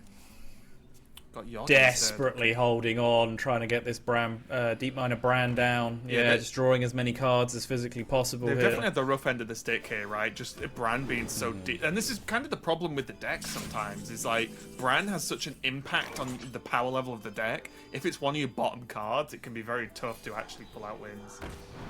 Copy a card in your opponent's deck and add it to your hand. Okay. I was waiting for the Bran. I could smell it. I could taste it. To be fair, look, whoever can get Bran with the location. Okay, is there a way they can bounce? Never mind. Is that Divine Shield, Rush, Wind Fury, Lifesteal? It's just everything at this point. Oh, you get that back from the boom now. That's clever. I like it. I hadn't even thought about that. Greeding the boom as hard as possible. I like that a lot. Oh, look. It's still not Bran. They can go for Yogg-Saron, another Titan, an absolute classic character from Hearthstone as well. And he's probably going to, what is it, take control here? Yep, I think so. Get some more value. Really? Okay, interesting. Well, I think the trading still might leaves a cause some lot more of pressure trouble, on right? the other side.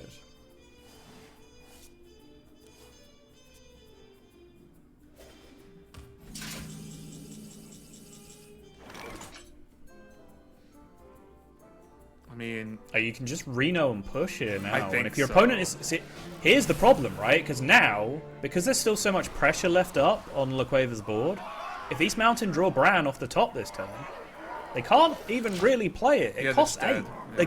They can't afford to just slam Bran and move on from that point. So if they can just keep loading up pressure, which it looks like they might be able to do, they've got a lot of weapons to be able to play out for the rest of the game now as well. Yeah. There's, what, 16 damage on board? Not anymore, of course, as that is the Fire Bullet.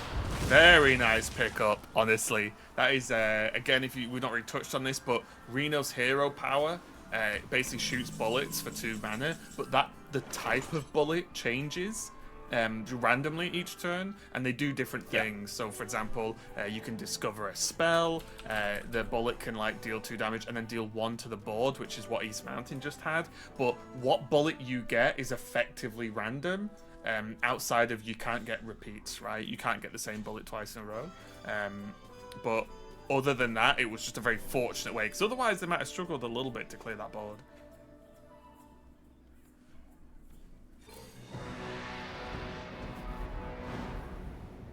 It's going to come down now for Cueva, and they're going to probably go for a very large weapon that does the most damage. 10.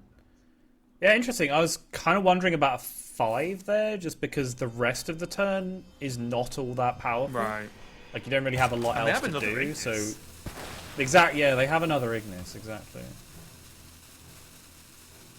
They even still have power chord synchronized, so they can just keep on rolling with weapons if they really want to. Wonky ordering as well, or was it just me? What happened? Well, they had the hero power to discover a spell, and they did that last, right? Oh, okay, sure. If they were going to shoot the minion anyway. There was a moment, I believe, last turn as well, where they, I think they healed their face and then attacked into a minion. But I'm trying to be kind here, Raven. Oh, okay? I mean, you understand why. Bear in mind, like, even though we've been talking about it's more about... What's the literal last card? Bran literally last. But there's a lot of pressure. If Cueva lose this, they've lost, right? Second place, done. So there's definitely a lot of pressure on these players to make sure they're making the right moves. And although in this game, you can not make perfect plays and still win, right? That's very straightforward. And Cueva now are piling on the pressure.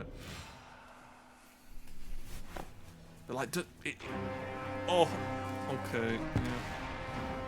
Yeah. Here comes the TNT, a little bit late to the party, but we're here. But is it too late, SOTTLE? That's my question. There's still armor, there's still Ignis. You know, there's something. No draw. No draw, and I think that spells absolute disaster, because now you can just puppet theater the boom boss, you can play it down. That is 3 copies that go in immediately. Drew the Ziliax as well, so you can just clear this up, and that is going to say goodbye to the majority of the remainder of this hand. Yeah, and East honestly, Mountain. And I think from here, East Mountain are just dying to fatigue no matter what they do. even if they didn't have the Ziliax, the bombs would actually have cleared the board anyway. Right? That's true. Each bomb kills a minion on board, a card in hand, and a card in deck. And because there's no other cards in decks apart from the bombs, all 3 go off, so it would have cleared up to 3 minions. And look, there goes the hand, there goes the board, there goes the game at this point. As it looks like Cueva are going to be able to even up this series. And it went pretty much as you said, sort of Priest just outmaneuvering the warrior at all edges, basically. The last hurrah with the Inventor Boom. Even goes face. There's freaking 5 minions in play, and just going face. Come on, Burrowbuster. Hoping for a bomb chain? I think if 6 of them just come off the top here, I still just don't think that's going to be enough to win the game. Right. Well, there's 2. And there's 3. Okay. There's 3. They're going for it. Killed off the location. There's 4. There's 5. There's 6. Oh, it was all. Oh, they actually just. I didn't know they were down to nothing. That's actually really funny. Well, so it's not. It becomes increasingly more likely, right? So you have to hit the first one, and then the first one hits a non-TNT card in your deck, right? So then it's more likely that the second one comes out. I just didn't realize they were that long one cards. comes out. A lot.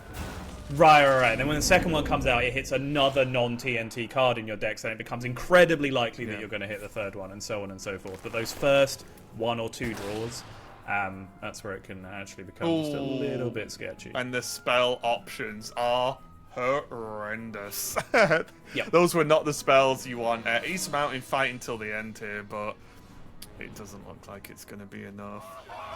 And again, the big deal here is the value potential, because the Cueva have the big weapon equipped. If they play that 2-drop, by the way, in case you're wondering, it draws 2 cards that turn, which means they take fatigue plus like twice and die.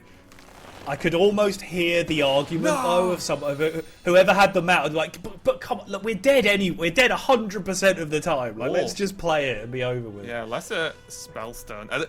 Now, what I can tell you now, Spellstone, really, really powerful. Just like full stop here. But someone sat doing the maths if Holy Nova wins this turn, right? It doesn't hit face, so it wouldn't change the clock. Oh, sorry, regardless. yeah. Again, shows how much I played Priest recently. Or at least I played Holy Highlander Priest. Give me the Dragons and Zarimi every day of the week.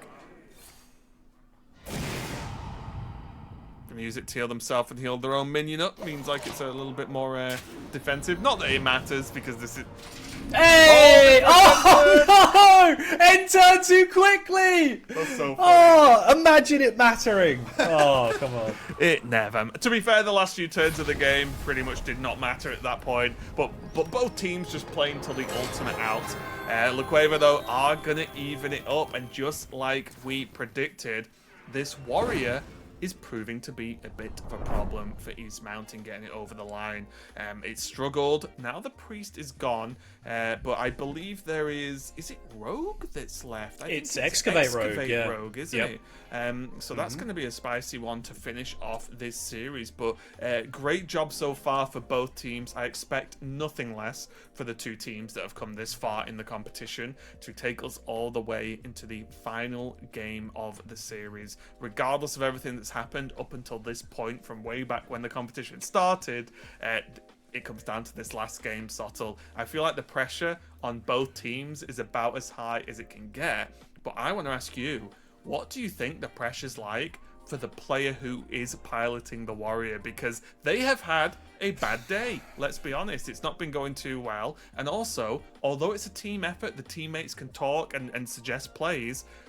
You're the player, you know, one of them is the one holding the mouse, making the actions as the warrior deck, and they've lost, what, twice so far? Or is it all 3, actually? I think. No, sorry, twice. It's not 3, Well, of course. It'll be over. 3 would mean the series was over. Makes sense. Sorry, Raven, we've been doing this for like 9 years, okay? Look, you know how long a Hearthstone do you know how long a is? Come matchup on. of these Highlander decks takes? Yeah, true. But yeah, so they've already lost twice. Like, how do you think the player's feeling right now? Because you understand matchups and likelihoods as a good Hearthstone player, which these guys, this team is. But like, it must be rough, right? So this is where a good coach can actually come into play, right? Because managing morale of a team and recontextualizing context and all of these various things, you know, managing the mental state of your players is a big deal, right? People management is a huge aspect. And yes, this has been a grindy series, and yes, playing Warrior has been largely a miserable experience in this series so far. However, all we have to do is just, you know, pat the guy on the back, pat the person on the back, and just say, look, this is the matchup now. Warrior versus Rogue. This is the best matchup that you are going to get in this series. And now you have it. And now the series is on the line. You now have a favoured matchup to win this series and win this tournament for your team, for your school, and for yourself. Forget about the terrible matchups that you've had to go through. Forget about the emotional torture of having to play against Control Priest for the last 30 minutes.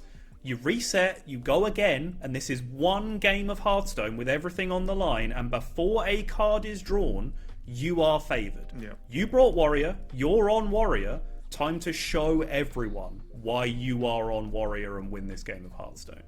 And it just doesn't matter, right? Like, it just absolutely does not matter. Yeah. And anything that's come before up until this point. That's definitely the way. I like, not that I would be good enough to be a coach for a team, of course, but that is what I would want to be told. Maybe is nothing else that's happened now matters. There's one game you're playing. If you win, we win.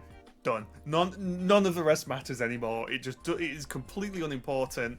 It all comes down to this one game. Let's go. And that's, I think, what the players should focus on, right? So I'm excited for this one. It's going to be the final game between these two great teams, these two great schools, the coaches, and all the players and people that have supported them as well. And it all comes down to this. Again, just to give a quick shout out as well, both teams have earned, I believe, like some form of scholarship prizing from getting to the finals itself. But again, no one wants to come second, right? You put people playing at this level, playing this type of competition, they are playing to win. So that's what they're definitely going to go for. So is this where you land, SOTTLE? Do you think the Warriors finally going to take it over? The Rogue is going to sort of defeat these struggles they've been having? It's a tough one to say. I was talking earlier about skill expression, right? And I think if you put this matchup in the hands of the best players in the world, of like world championship caliber level players, I think the margin is very, very fine. If not, it might even be ever so slightly Rogue favored. But if you look at widely reported stats of all games that are played across Hearthstone ladder, the Warrior has a very strong edge in this matchup. So that's what has to be focused on for East Mountain, and for particularly the Warrior player of East Mountain, to be able to get there. However, there is a Velorok in the opening hand, which is one of the most powerful effects in the deck for La Cueva, so that will be looking pretty promising for them as well. But Town Crier in hand as well for East Mountain, which is pretty much one of the only plays available for them on turn one. So decent mulligans on side already for both players, even before they have chosen which cards to throw away. And as we kick off the final game of this series and of the Hearthstone segment of this tournament, again, if you've just tuned in recently, there are plenty of other games coming up. I'm going to be tuning in to catch the rest if I'm still awake by the time they're on, especially the Valorant, which I'm looking forward to a little bit later on. But for now, do you just want to give the viewers just a bit of a rundown? We've seen this Warrior a lot today, so I think we kind of know what's going on there, but what is this Rogue going to do? What is the game plan? I mean, anything you can possibly think or dream of. So this is another Excavate deck. We've seen the effects of Excavate in Warrior throughout the day, where you play various cards that say Excavate on them, and the effects of the rewards that you generate from that become incrementally more powerful until you get a specific payoff card tailored specifically to your class. So for Warrior, it's that card that we saw that summons 8 drops. You discover 8 drops, they summon to the board. We saw that played multiple times throughout the various Warrior games. The Rogue equivalent of that is a card which puts 4 spells in your hand, which are discounted usually to 1 specifically. And they can be any spell in all of Hearthstone. On top of which, there are various other effects that can generate cards from other classes. As I was mentioning before in the priest game, it's generally very hard to get cards from other classes in the game. Rogue breaks that rule specifically. You can see specifically the text on that Kajamite creation that was just played says discover a spell from another class. And then the eventual big payoff for all of that is the card that you can see second from the left in La Cueva's hand, Tess Greymane, which replays every single card that you have played from a different class throughout the entire game.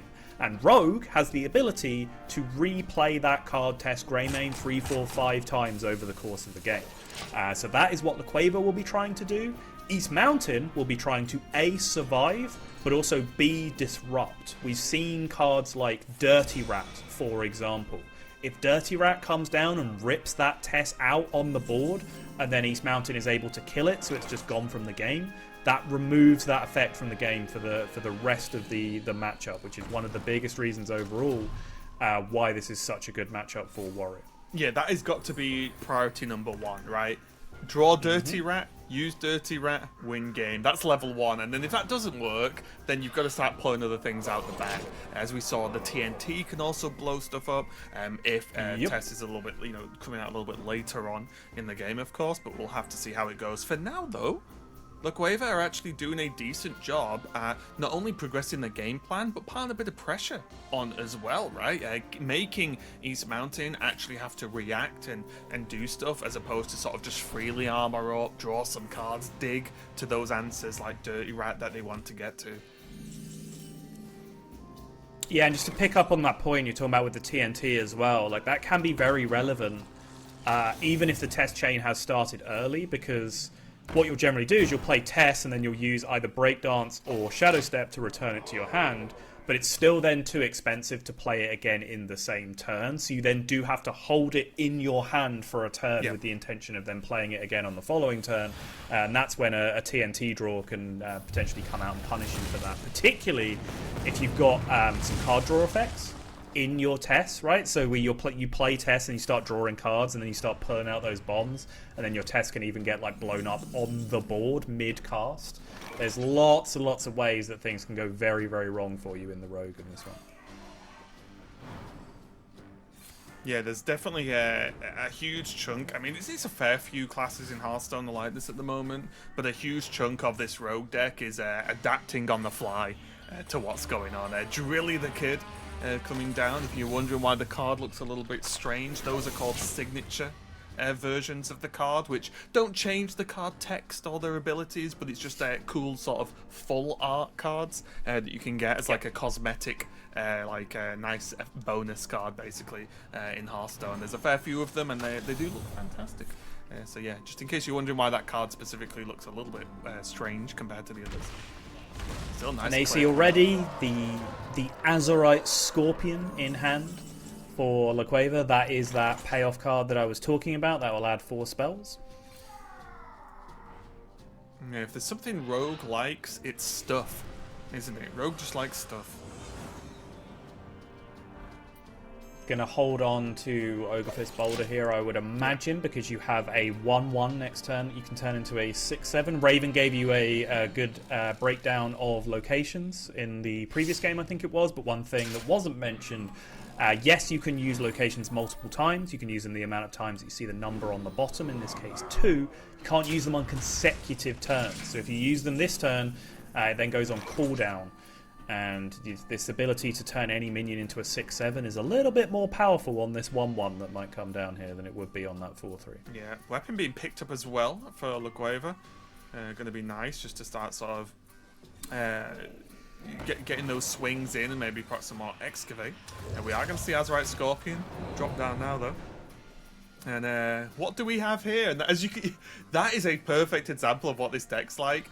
The Scorpion comes down, and then the team instantly like, okay, what are these 4 cards? And you sort of just like, have to look at them all and go, right, let's make a game plan of these 4 cards now. And that, honestly, we've not really touched on this too much, but this deck must be even trickier to play as a team, because you'll have the 2 teammates being like, oh, do this. Oh, no, 100%. this 100%, yeah. Honestly, if you would have to ask me, I would take a guess that whoever's piloting this is probably said, unless I am missing lethal, do not talk to me, right? And just let me just do something, because I know from when we co-op, right, that it's like it can be havoc trying to pilot a deck where like there's a lot of random outcomes you have to adjust to.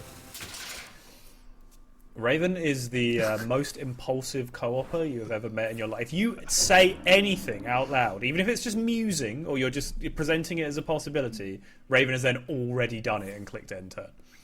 I just think that's a great partner, right? It's just like, oh, we should do this. Okay. We just do it. All right, send it with full chest. There we go, I've done it. Sounds great to me. Here though again, there is that Azurite Scorpion, of course, was bounced back to hand for Team La Cueva, so they still have a sort of go again option. When they free up their hand a little bit, there is something, again, we've not already touched on if you're not used to Hearthstone, but you can only hold 10 cards in your hand at any given time. If you create more or try to draw more when you already have 10 cards, they just burn away into nothingness. So they don't go in the deck, you don't get them, they're just gone from the game. So generally speaking, you want to make sure you have hand space. Was this good? Did a good thing just happen? I kind of want my weapon back. Something happened.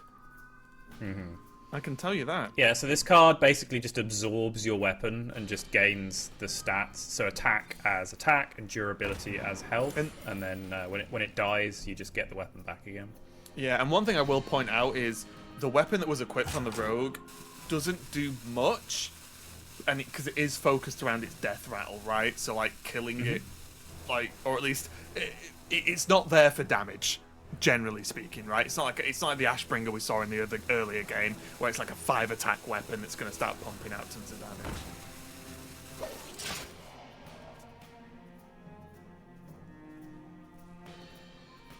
Oh, hey, Bran! Hey, It's he's a early. huge Bran. I thought he was supposed to It be the is last card a in the deck. huge Bran, and there's not a significant amount of pressure in play here for La Cueva. That was a very, very low tempo turn. And For La Cueva specifically. So now this Bran has been allowed to play freely, and this might be something that can just come back to bite you here. You know, location could have been used there potentially, or that was it on cooldown? Yeah, it would have been on cooldown actually, so you wouldn't have been able to use it. Yeah. most importantly, though, with the brand down, it means that so much TNT is going to be shuffled into the deck, which, as we said earlier, La Cueva with the Rogue opening did look strong, and they can do powerful things. However, if those cards start getting deleted and blown up by the TNT, it's definitely less impactful. Being able to create tons of cards in hand has a semi-protective property, right? If the more cards you have in hand, the less likely one specific card is going to be destroyed. So Tess, which is again the far left card in the hand for Team La Cueva right now, is probably the best card for them. The more cards you can hold in hand, the less chance of it being sniped.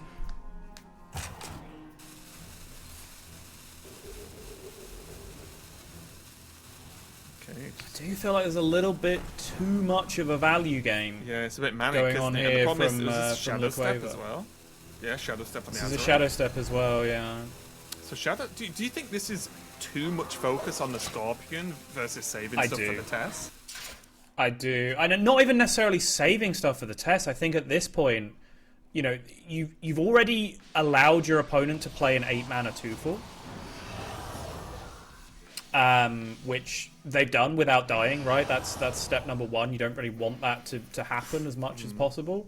And then you know the things that you fear, right, are things like ETC, Fizzle, and most importantly, Boom Boss. Those are all things that don't actually react to your board immediately.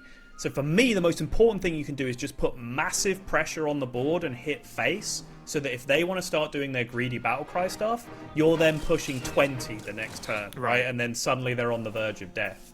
I think if you sit back and play into this value game, that's a game that the Warrior is going to end up winning. Yeah, just because they get to delete cards from you, you don't, right? That's the sort of simplified version of that problem. And now, a Bran and then ETC Fizzle turn, this is a problem because the East Mountain are winning on board, and that shouldn't, as you mentioned, that shouldn't really happen, right? These are low-tempo plays, but somehow East Mountain are ahead.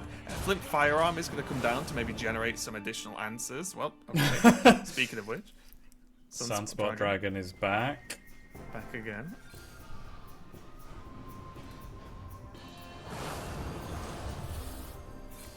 Okay, I mean, sure. Yeah, why not? Did you like the dragon to the face, though? I think this is the way. Just all in. Yes. Again, I absolutely do think this is the way, but I kind of think this is a spot that we should have seen a turn earlier as well. I think last turn was a little too value focused. If my eyes don't deceive me, the Brawler is in hand, which means this board is going away. Yep. Nope. Oh, someone said stop. Hang on. What if we did this? Right? You know that exact sentence has been uttered, right? But what if we did? And then whatever. Big outcome for La Cueva as well. Very, very favourable outcome with Sylvanas and Scorpion both in... sorry, not Sylvanas. Tess and Scorpion being both in hand there, and neither of them being hit by the rat. That's a very, very positive outcome for La Cueva. There's the weapon back. And now Brawler is just going to have a second Brawl all by himself.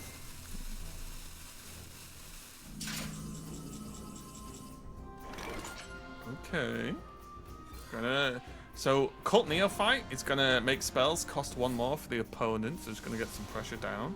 Empty some of this hand space to play Scorpion again. I'm really surprised Tess isn't just being jammed, honestly. There was a lot of cards that could be summoned. Oh, Deadly Poison.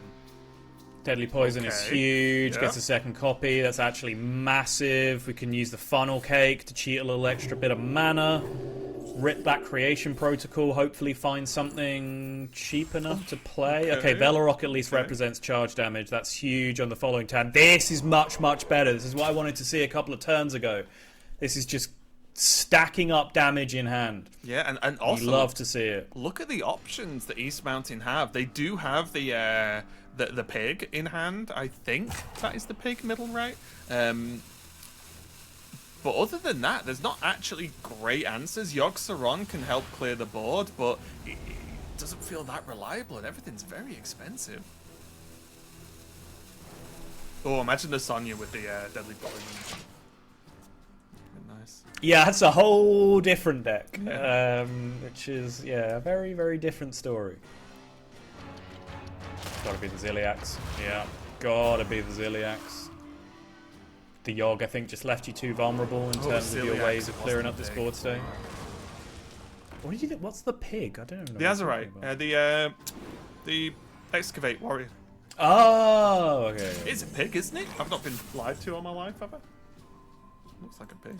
Ox? An ox? Is it an ox? Sorry, yeah, it looks like a pig. It looks like Hoffa, so it's a pig. Okay. It's going to be Yogg-Saron's Titan. One of Titan's abilities is to steal and make your opponent. But that was... Oh, yeah. I think okay is the right word because this is a ton of pressure. Are they going to burn this? Illidan's gift? Yeah, okay. You can just, like, showdown and just trade them off on board just to get a card out of hand? Yeah. Oh? Oh, No. just gonna chill. Well, now East Mountain get to steal this back. Yeah. and then... Wait, Huge. and then La Cueva can steal it back again.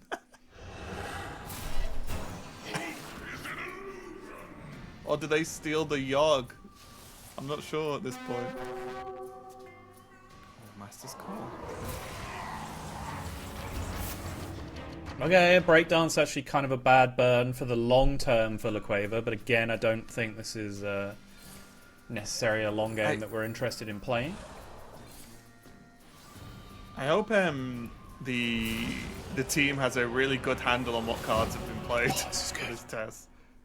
This is good, I like this. Just use the Fell Barrage to dig through and just start getting that Velorock damage to go face instead of messing around with the Yogg. It does mean that the Ziliax has, however, gone in the death pool, which means now if a boom were drawn... Yeah.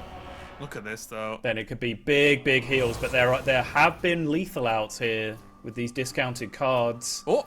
Tempest Hammer is at least some damage. Oh, if they had a bit more. Because that hits Yogg, right? That hits Yogg, yeah. One more damage, I think, on the thing had a chance to actually win. Yeah, one more damage would have been a 50-50 for the game. Still, though, 4 health. 2 more damage would have been lethal. Shield block coming out for East Mountain, trying to go as defensive as possible to just not die. Bladestorm, because of the minions' symmetrical health, is going to be able to clear off this board at least, but it's looking so close, honestly, because again, La Cueva feel ahead, but they can't kill yet, right? Like, that's the problem, and each turn you don't kill, you're opening up to this big weapon coming down. Heroes gain 8 armor. Wind Fury, 8 armor. Comes off the first one. It's never 10 again. Yeah, I think that was a 1 on the second one. I think it was a 1. I think that was a 1 on the second one, which I do think is smart. Yes, absolutely. Because they can... Yeah, play it now, right? If they just want, like, if they went for armor and stuff, they can just play it now, load it up, and go. Yeah. This is really nice. Now, if they don't die this turn, I think they'll feel like they're in a pretty good spot because they have an answer to basically anything that can come from La Cueva on the following turn. There is another Velorock, though! Okay. Plays the Shaman card, to clear it off. Transform the Velorock, now the give it weapon charge hits so it can face. go face immediately. Gets Collapse! That's more damage! Alright, the weapon's going to deal, what, 4? Oh, no damage, though! So is it Conjurer? Conjurer's free, so they can choose to take a free roll at it. Like, maybe your opponent took another 1-mana weapon, or even a 5-mana weapon, actually, you'd still be able to play it. Oh, yeah, but this weapon's dealing 3, isn't it? 4. Sorry. That's true. Yeah, this weapon's dealing 4 this turn. This weapon's pretty So it'd have to be nice. like a 5-mana Wind Fury weapon or something, right, to be actually worth it. But I think it's still just the best pick, right? The other cards don't really do anything.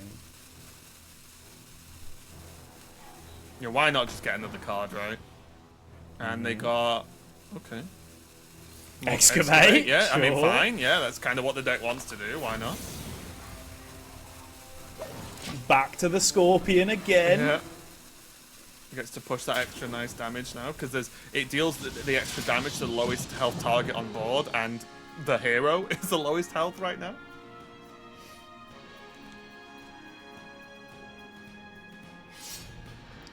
Ooh, gonna go straight for the weapon, okay. Yeah, this is gain armor on swing, right? Yeah, Wind Fury gain armor. Yeah, makes sense. It's like the defensive option weapon, basically. Up to 15. So there's already 5 on board. Yeah, 10 is a lot, though. Honestly, this is where I would just... My brain would melt, and I'd just play Tess and hope I win. Honestly, I'd just be like, Tess, go. That's right, Scorpion, of course, coming out again with that Zilliax, though. Oh! Okay, that's 4 damage. That's 3 damage! Hold on! Yeah, hold. Hang on a minute. Is that... I mean, that's a lot, right? Gonna draw with spread. Okay. Another Yogg, sure. If Harmonic Disco hits deckhand, that still has charge because you have a weapon equipped. Yeah. But that's on. Oh, it's on 5 cost. It's on the wrong way round. It flips back and forth between Discover a 5 cost and Discover a 1. Leroy? Sure. Yeah. That's simple. Leroy Lisa go. Oof. Scoundrel is. Huntress, I guess. Yeah, sure.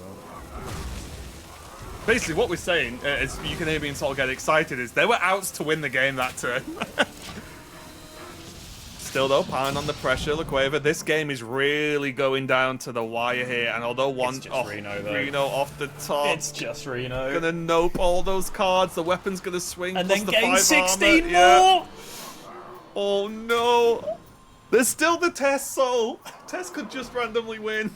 Who knows? Yeah, there is damage being built up in the Tess now as well. That's the thing that was coming before, is that the Tess actually wasn't that exciting from what we've seen go in there so far. Yeah, although not to be played this turn since there's only that one board space, so you kind of want to hold off pulling the trigger on that one. Chaos Strike go. Yeah, just push as much damage as possible. There's Sonya. Pretty late to the party, to be honest. Yeah. Oh, no dagger. Pressure building up on these players, and I can understand why.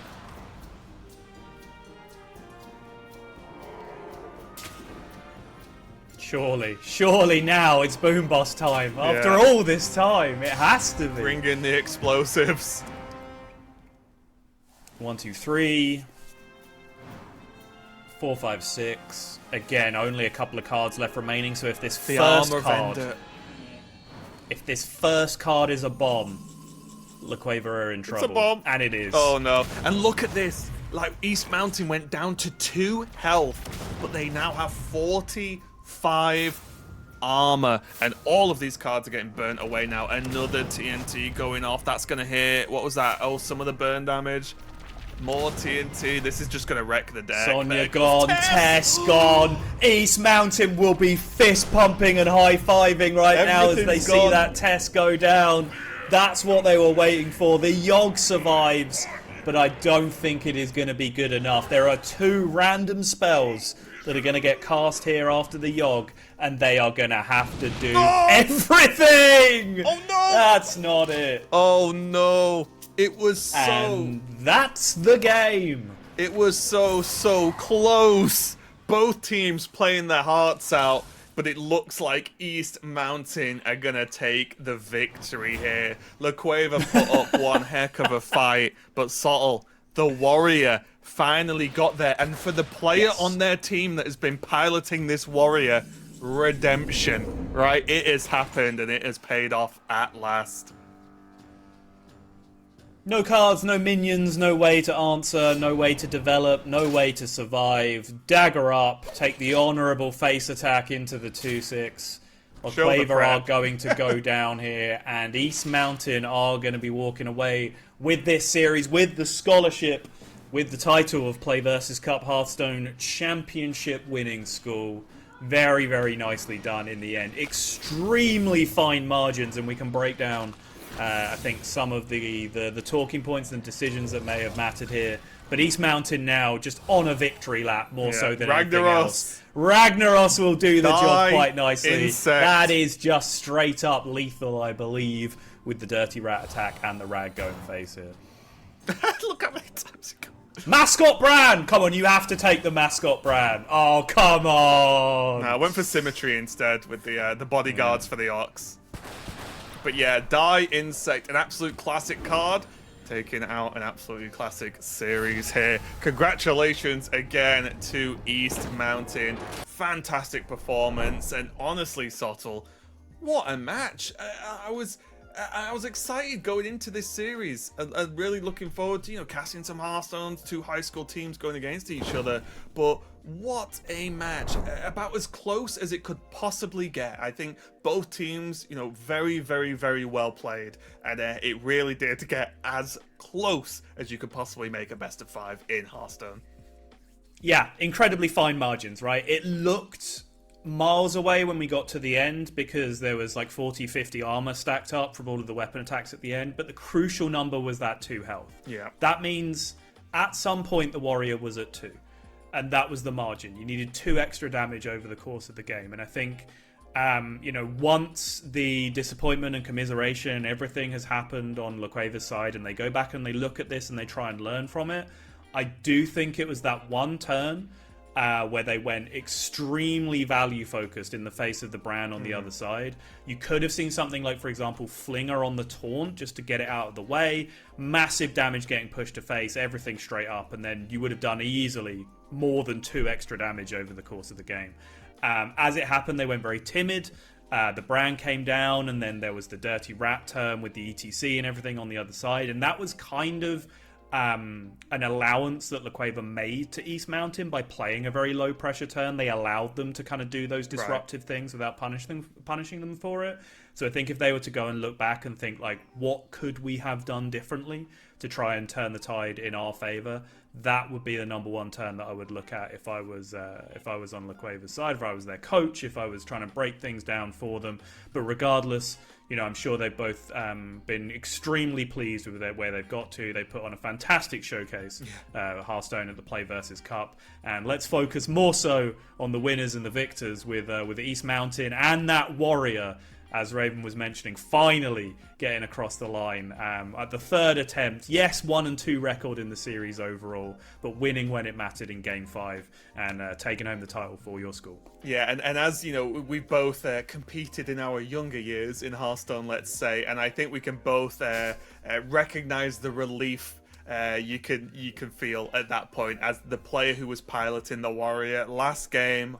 All or nothing, went down to 2 health. I can imagine how loud it would have got over comms, but managed to claw it back and take the victory. Really, really impressive overall. And I think, honestly, for people watching that have maybe not seen too much of Hearthstone or haven't had the chance to play it, it is free to play, so you can give it a try. But I just think this one matchup we got to put on stream, the big finals, was a great display of the game. Really showed the ups and downs, showed the different classes and the different play styles that you can go for, and also showed what teamwork can do. Because even though it is its core a 1 versus 1 player game, so much of Hearthstone is sitting with your friends, and almost arguing over the best players, right? We've done it enough times ourselves, and that is a really sort of big point, I think. Even though it is that sort of 1v1 game, it is a very social game when we're talking about how to build decks, what plays to make, what the matchups are like, what lineups to build, and I think that was displayed greatly for these two teams. But that is the finals just for Hearthstone. As I mentioned, this PlayVS Cup, there is plenty of other games coming out through for the rest of the day, but it does mean we are done, as our specialties do not lie in other games, so you'll have plenty of other great commentators take you through those. But any last words, Sottle, before we wrap it up and get back with the rest of the matches? No. It was great to be here. Great to be a part of a project which I think is very, very noble in its goals and in its execution. I'm looking forward to the rest of the event as well. And as Raven was mentioning, if you've watched this and feel like checking out Hearthstone, I think the game's in a pretty good place right now in terms of being welcoming to new players. The developers have put a lot of work in recently in trying to allow people to catch up, right? So if you're thinking, well, I can't get into Hearthstone now, there's been like 45 expansions already. How would I ever catch up with everyone else? There are literally things built into the game now as catch-up mechanics that allow you to do that and build a collection quickly and start being competitive. So if you do feel like checking out some Hearthstone, come check out some Hearthstone. And if you feel like watching some competitive first-party Hearthstone, you'll see plenty more of me and Raven as well calling the action for you in the future. So hope you enjoyed it. Hope you had a good time. Congratulations once again to East Mountain and commiserations to Cueva. It was a great series. And thanks for watching. Yeah, huge congratulations to the team. Thank you to the guys for bringing us on to cast this tournament. It was a great moment to cast those finals. But that means we are going to be done for the day. Remember, stay tuned because there's plenty more coming up. But for now, thanks a lot for watching. We'll throw you back to the hosts. Have a great day. Congratulations to East Mountain High School, your 2024 PlayVS Cup champions for Hearthstone. James, you and I were watching the whole entire series, and I mean, like East Mountain going up early, but then Cueva crawling their way back in the series. There were so many great moments to see it go the distance. I'm an arena fan when it comes to Hearthstone. Love watching and playing arena. Constructed is a different beast altogether, but even not being a constructed expert, seeing how close, like Raven and SOTTLE we're talking about. Fantastic job, by the way. That was such an entertaining series. They did a great job covering it. But the margins were so small. Like, especially going into that game 5, seeing the moment where you just didn't know which team was going to come out on top, and East Mountain going down to 2 health. Obviously I was squeezed over here. I'm like, he's got him. With the TNT, like the boom boss from East Mountain taking out Cueva's boom boss, you're thinking maybe that's gonna have a big moment. And then also the brand being the literal last card in the deck the game before, and then getting it at pretty much the perfect time the next game. It's just sometimes with the way Hearthstone goes, there is that little bit of RNG, and even with that, seeing how close the series was, you could tell that those were 2 phenomenal schools. And they both deserve to make it to this point. It's a shame that you can't have 2 champions, but for East Mountain, this is going to be such an incredible moment to look back on. It really is. The winners take away $4,000 in scholarship prizing. I believe $1,500 to the runners-up in Cueva. And like you said, congratulations to both teams to making it to this point, especially in the Hearthstone bracket. It was not the easiest route for either of these teams, but definitely worthy of that grand finals appearance. Guys,